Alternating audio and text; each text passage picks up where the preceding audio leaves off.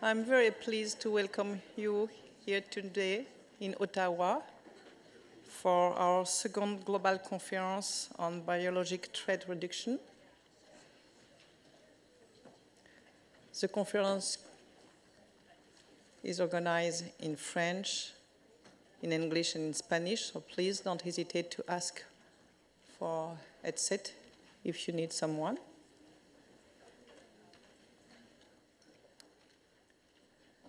Pour l'ouverture de cette conférence, c'est vraiment mon plaisir d'accueillir M. Paul Glover, qui est le président de l'Agence d'inspection alimentaire du Canada, M. Marc Gwozdecky, qui est l'assistant du ministre pour ce qui concerne la sécurité internationale et les affaires politiques, et bien évidemment le docteur Michael Modisane, qui est le président de l'OIE et le délégué de l'Afrique du Sud. And they will be in charge of the opening remark before the conference starts. So first I would like to give the floor to you, Mr. Glover. Thank you.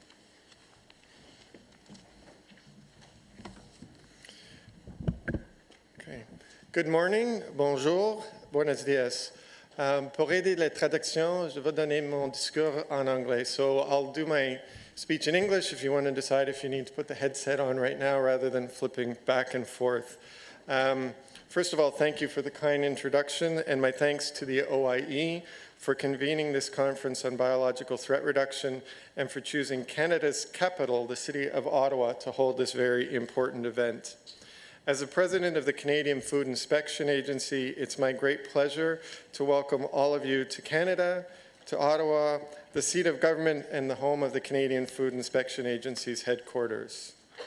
I would also like to thank our colleagues from Global Affairs Canada who have been working jointly with the CFA's National Delegate and the World Organization for Animal Health and the Chief Veterinary Officer for Canada to support this important event. I would also like to thank our portfolio partners, the Public Health Agency of Canada, Health Canada, along with the hundreds of other participants from OIE member countries, other international organizations, leading scientific experts and stakeholders from the animal health and welfare communities, as well as the public health and security communities for being here today and participating in this important conference and sharing your expertise. I know that you are here to discuss critically important issues, and I appreciate your commitment to biological threat reduction. Still, I do hope that your schedules will allow you to find some time to enjoy our lovely city. We're celebrating Canada's 150th anniversary of Confederation, and for me personally, this is CFIA's 20th anniversary year. So there's lots to be celebrating here in Canada. And you know, it's the work that we are doing every day and at conferences like this one that keeps cities, countries, and people, and animals too, around the world safe from biological threats so that we can celebrate such anniversaries. Before I speak to you specifically about the theme of this conference, I would like to acknowledge the vital role of and ongoing work of the OIE. As a global science-based standard-setting organization, you're at the forefront of guiding international framework for animal health and veterinary, public health. Your work is vital to global economies by serving as a scientific reference body for international trade of animals and animal-derived products under the Sanitary and Phytosanitary Agreement of the World Trade Organization. The CFIA values your work greatly, and we are proud to be your partners. I also say you make a mean tie. I'm wearing one of the OIE ties this morning, so in the fashion business as well. Let me now turn to the conference theme, Enhancing Health and Security for All. This is the second OIE conference to focus on biological threat reduction. For most of the people, hearing the words biological and threat used together can be frightening. I think they probably think of a little bit of a Hollywood blockbuster. It conjures up visions of animal disease that could become human diseases, of something wrong with the water supply, a virus that could be used to help humans or harm them. Each of these scenarios is a potential biological threat. When you add the word reduction to biological threat, then the inference is that biological threats already exist. The good news is that while there are strong public health and animal health surveillance programs and services in place here in Canada and around the world, still, we cannot rest on our laurels. We must be vigilant, we must be leaders, and we must continue to collaborate. When it comes to biological threats, we must always be vigilant. Biological threats don't respect national borders. The risks to animals, plants, and food are always changing. At the CFIA, we recognize the need for continuous improvement in response. We do that by supporting the international consensus, safeguarding animals, plants, and food, while supporting market access. We have a lot of expertise in this room. With our combined knowledge, we must take the leadership role when it comes to biological threats. We must pursue improved international standards, enhanced use of technology, and global cooperation. So what I am saying is that in this world of changing risks, innovation, and new technologies, we all must adapt and be more efficient and responsive. We must also take a bit more of a preventative approach and not wait for a crisis to hit. We must be ready to act and respond. Above all, we must continue to collaborate. A conference like this is the place to cement the building blocks that we already have in place and to find new ways to build stronger defenses and faster networks that will protect everybody. I also see the need to communicate better and to help people understand that while we have a strong public and animal health services in place, and we are always working diligently not only to protect, but to improve. As you discuss the details of the important subjects of this conference, I urge you to remember the theme: enhancing health and security for all. Health and security already exists, and it is our job to build upon that foundation so that people everywhere can celebrate their anniversaries. Thank you, merci, gracias.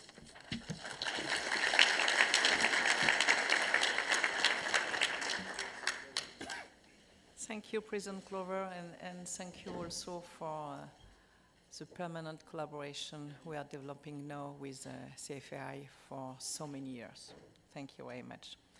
Now it's my pleasure to give the floor to the Assistant Deputy Minister for International Security and Political Affairs, Mr. Mark Gwozdecky. You have the floor, please.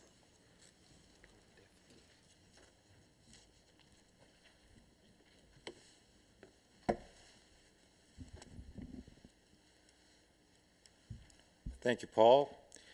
President Modisane, Director General Ottawa, distinguished guests, ladies and gentlemen, let me also express my sincere thanks to the World Organization for Animal Health for inviting me to say a few words this morning on behalf of Global Affairs. We are an organization that greatly values the commitment, the hard work, and the leadership that the OIE has shown in organizing this event.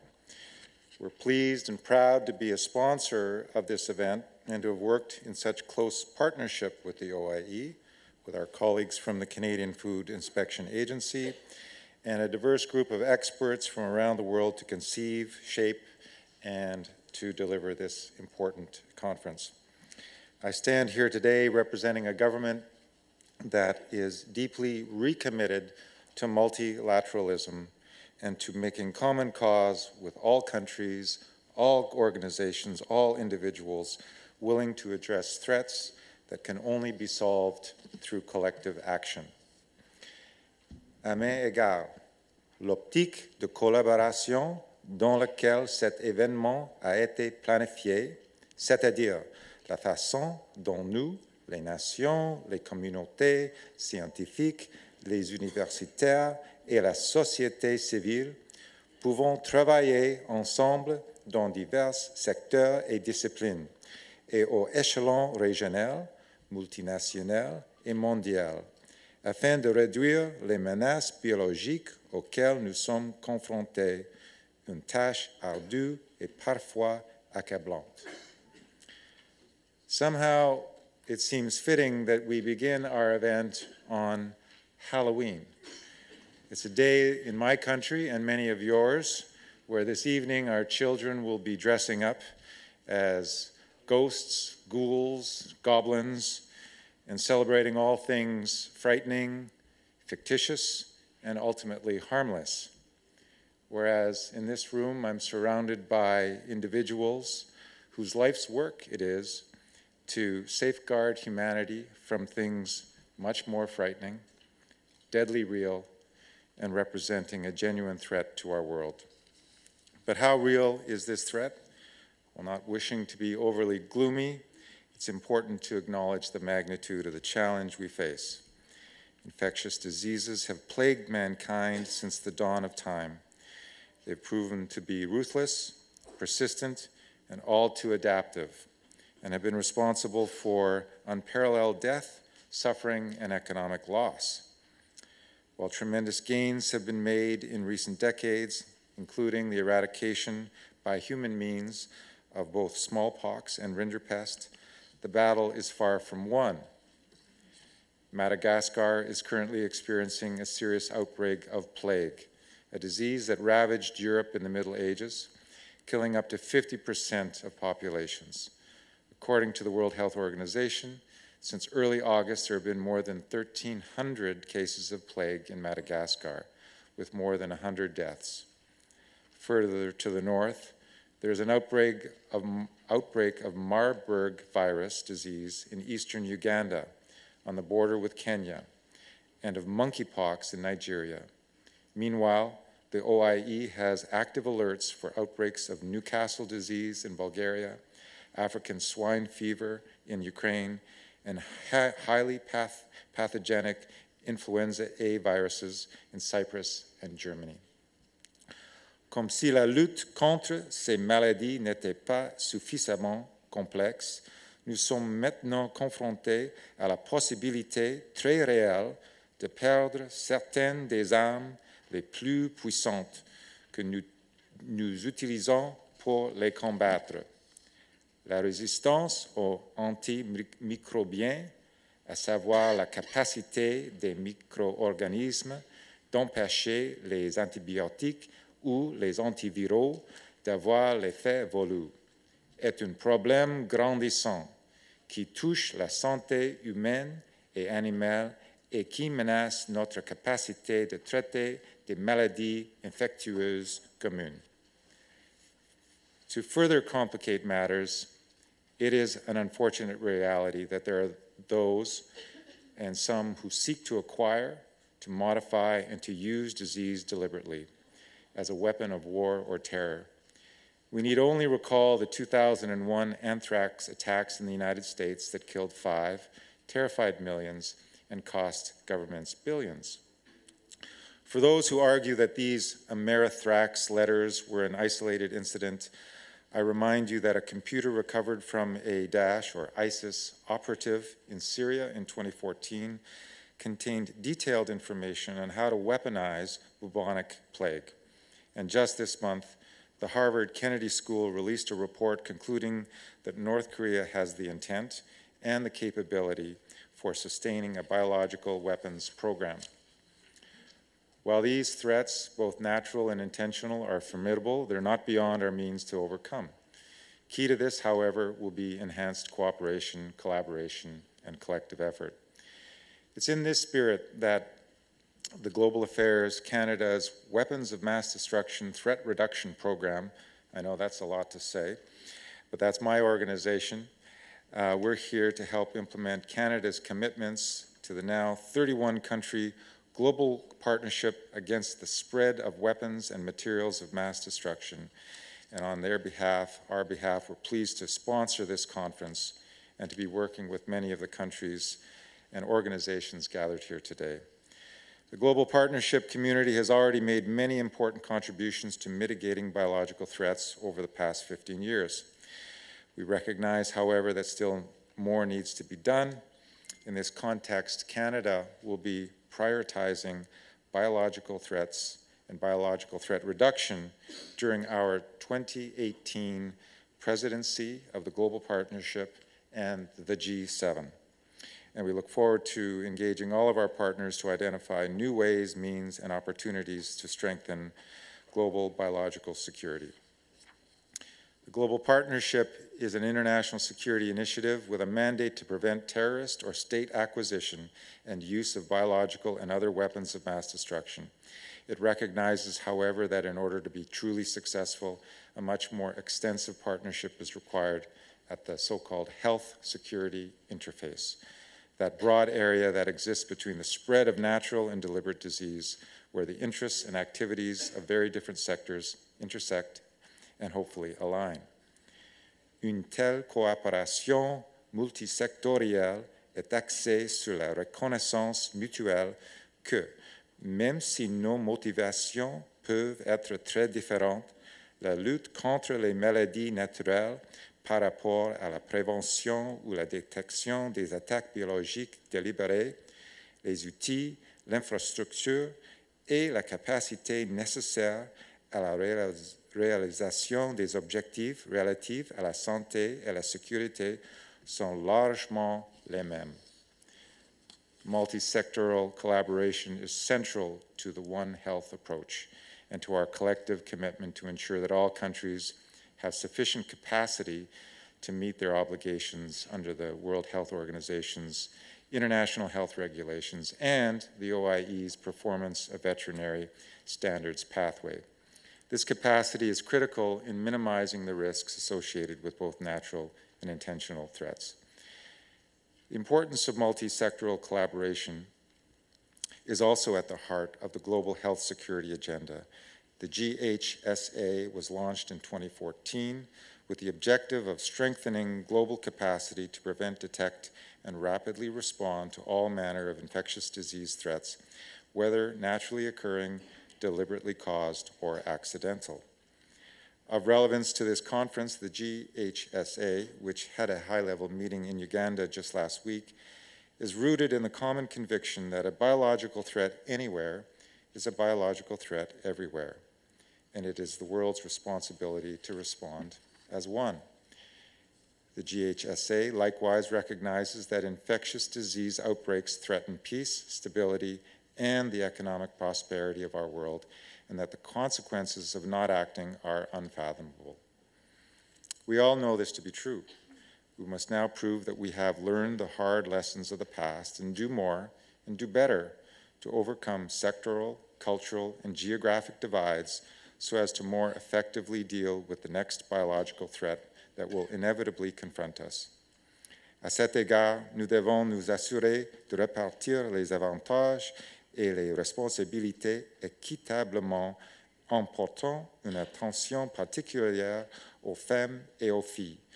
La priorisation des besoins et des défis auxquels sont confrontées les femmes et les filles est au cœur de la politique d'aide internationale féministe du Canada et s'inscrit dans le droit fil du thème de cette conférence, soit améliorer la santé et la sécurité pour tous. Les femmes et les filles, bien qu'elles soient les plus vulnérables à la pauvreté, à la violence et aux maladies, ont la capacité d'apporter un changement réel dans le monde. Il faut donc accorder la priorité aux besoins, aux perspectives et aux contributions de ces dernières si nous voulons réaliser des progrès significatifs au chapitre de la réduction des menaces biologiques mondiales. This conference is meant to facilitate those gains. It aims to build bridges, establish partnerships, and foster lasting collaboration between the many different sectors that must work together if we're to gain the upper hand in the struggle against disease. This is a tall order. We recognize that collaboration is hard. It runs against organizational mandates and culture. But I'm confident that it's not too much to ask of each of us. After all, in this room are some of the world's brightest minds, women and men who have made extraordinary contributions to tackling all manner of biological threats in every corner of our planet. We thank you for all you've done to date, and we need you to continue your efforts. The discussions you'll have over the next few days will be of great value. More important still will be the work that should be done when the event is done and we all go our separate ways. In this regard, I urge you to take full advantage of the valuable opportunity this conference provides to share your experiences and challenges and to seek out new partnerships and innovative new strategies for meaningful and sustained action to mitigate the global biological threats we face. Thank you for being here today. I wish you every success in your important work.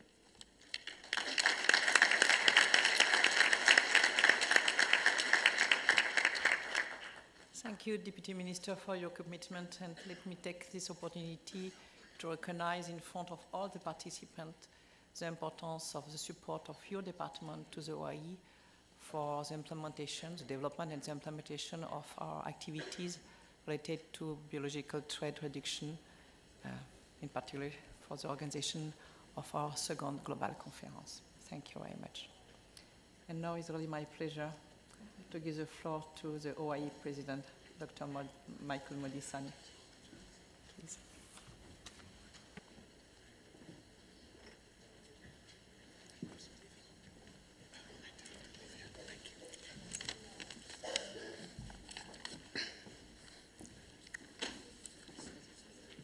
Thank you, President Lava. And thank you, before you leave, Assistant Minister Gwozdecky, for the warm welcome. Representatives of the Government of Canada, the Director General of the World Organization for Animal Health, regional and sub-regional representatives and delegates of the World Organization for Animal Health, representatives of international organizations, agencies, and bodies, colleagues and participants, ladies and gentlemen, a very good morning to you all. It is a pleasure to be here in Ottawa to address the second OIE Global Conference on Biological Threat Reduction.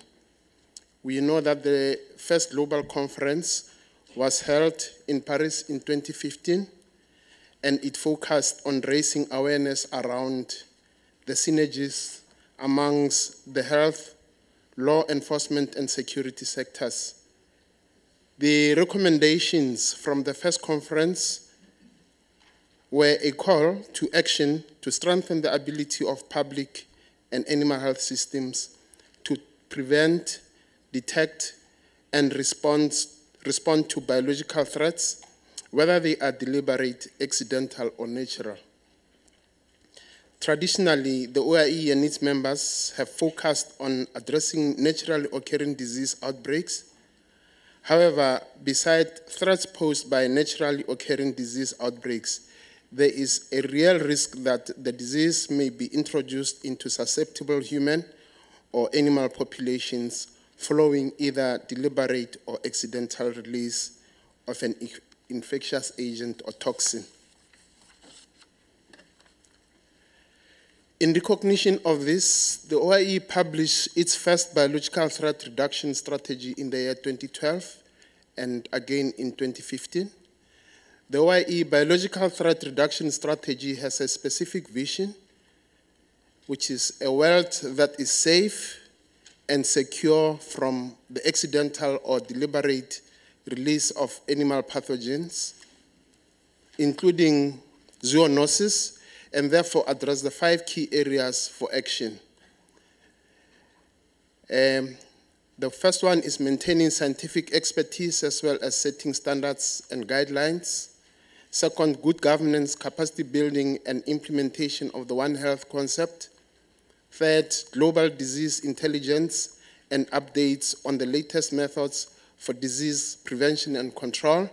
Fourth, international cooperation and solidarity between countries. Fifth, advocacy and communication. The strategy highlights how the OIE continues to work within the scope of its mandate and its 6th strategic plan to improve animal health worldwide.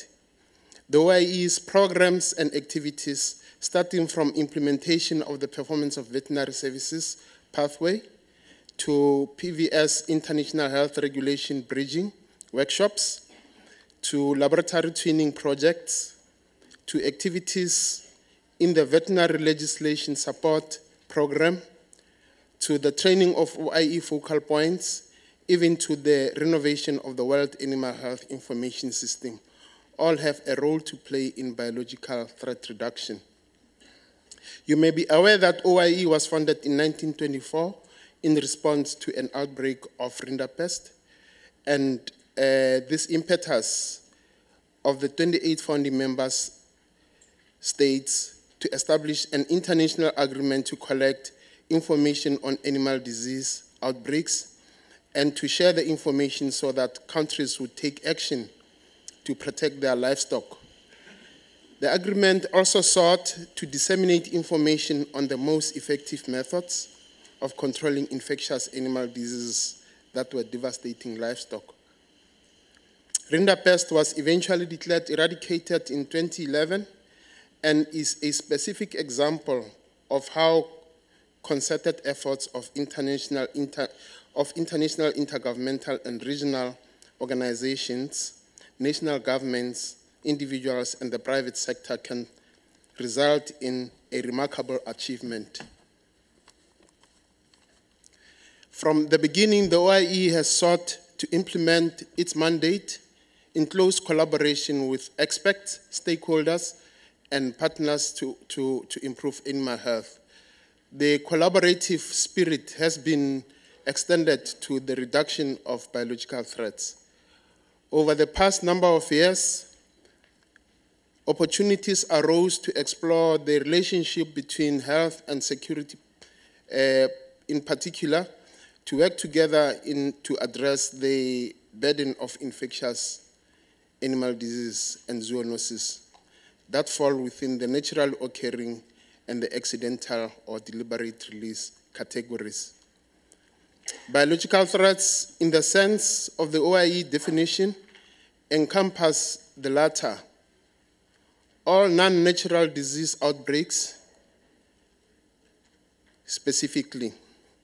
And the OIE specifically also looks at accidental release or accidental contact of pathogens or toxins, or the deliberate use to harm humans, animals, and the environment. The spectrum of motives for deliberate use is fairly broad. This includes criminal acts, but also bio or agroterrorism, or even the use of biological weapons of mass destruction. Incidents of this nature have to be addressed by multiple sectors. Preparedness begins with awareness, raising training and education, leading to building and strengthening the necessary capacities and capabilities of the national, regional, and global authorities. All of this have to be achieved in the different sectors that have to come together, and these are animal health, human health, security, and law enforcement, science, and regulatory authorities. Global attention to the reduction of biological threat has not wavered. In fact, since the first global conference, the collaboration continued to be explored. And therefore, the program for the second global conference is crafted around 4 themes over the 9 plenary sessions. The first theme is current developments in non-proliferation instruments and global security initiatives. The second one is global conversion on the use of technologies with the advances in research and development. And the third one is assessing systems, investing in collaboration to foster preparedness. And the sessions related to especially this third theme address a wide range of issues, including the presentations of global strategies to enhance health and security. And then the fourth one is future of biological threat reduction. During this plenary session, for this theme, insights into the challenges, risks, and opportunities of reducing biological threats in the future will be explored. In the end, ladies and gentlemen, the overall objective for the speakers and presenters and participants alike will take opportunity to understand and promote and raise awareness for the mechanisms in place to mitigate biological threats, support non-proliferation efforts, explore potential dual-use technologies, and highlight or evaluate contributions to biological threat reduction among different sectors. And then lastly, develop recommendations on the intersectoral activities. Ladies and gentlemen, this conference is our chance to learn, but more importantly, to contribute to our common knowledge, to participate in jointly developing recommendations for way forward, using the best of science to our advantage while minimizing and mitigating risks. Over the next 3 days, we will meet with the scientists, animal health experts, as the minister has already said, public health experts, government authorities, law enforcement, and security experts in this conference to foster a multi-sectoral synergy on prevention, preparedness, and response to biological threats. May we use this opportunity to exchange views and questions and address challenges that are as diverse as we are as a global community. We could not realize this conference without the partnerships that the OIE has established over the years and with organizations through cooperation agreement or through the informal or collegial connections. We thank you for the energy and the commitments in helping to organize and develop the program for this conference. And we would like to take this opportunity as the OIE to thank the financial support of the governments of Canada, the United Kingdom, the United States of America, as well as that of the European Union. Thank you very much for the contributions to this conference. As already said, the conference participants are encouraged to really participate fully in formulating recommendations for activities and policies that we can collectively work on to support the reduction of biological threats, to enhance health and security for all. Ladies and gentlemen, I believe that we have already said quite a number of issues and then tried to give direction as to what would be discussed in this conference. And therefore, as already encouraged by the minister and the president, I would like to take this opportunity to declare the second OIE Global Conference on Biological Threat Reduction open. Thank you.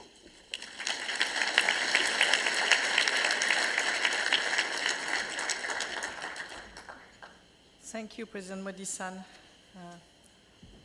for highlighting again the objective of our conference and the different issues that we will address during the conference.